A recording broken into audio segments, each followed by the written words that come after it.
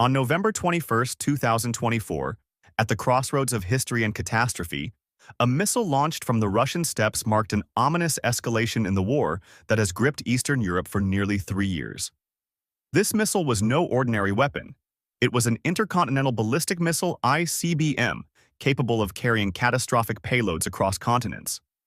The city of Dnipro, a strategic hub in central eastern Ukraine, found itself the unlikely recipient of this fearsome technology, thrust into global headlines and the annals of modern warfare. In Astrakhan, a region known more for its vast landscapes than its role in global conflicts, Russian military crews worked with chilling precision. The preparations for the missile launch began long before the event, shrouded in secrecy. To those in the know, the choice of an ICBM, a weapon typically reserved for delivering nuclear payloads, signaled an unprecedented escalation.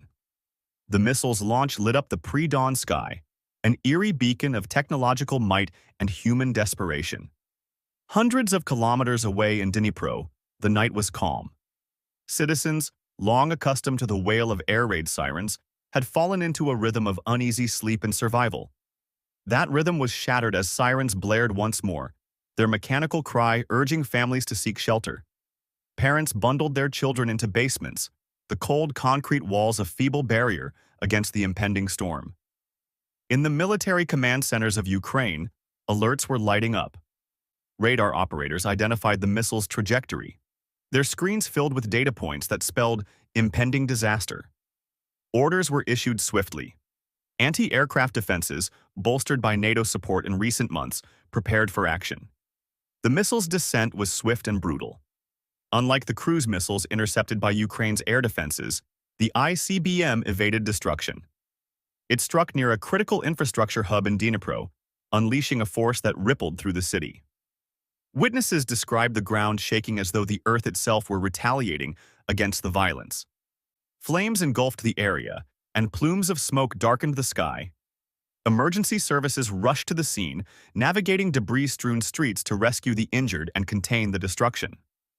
In the aftermath of the strike, the toll was measured not only in structural damage but in shattered lives.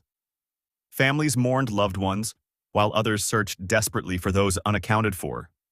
Hospitals, already stretched thin, struggled to cope with the influx of wounded.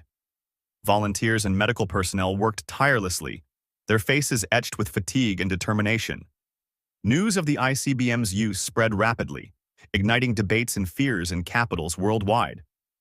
In Washington, London, Brussels, and Beijing, leaders convened emergency meetings. The weapon's deployment was seen as a signal, a chilling message from Moscow that no tool was off-limits in its pursuit of strategic goals.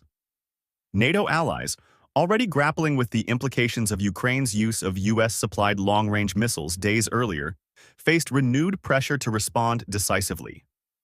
In Moscow, the Kremlin's narrative painted the launch as a necessary response to what it described as provocations from Kyiv and its Western backers.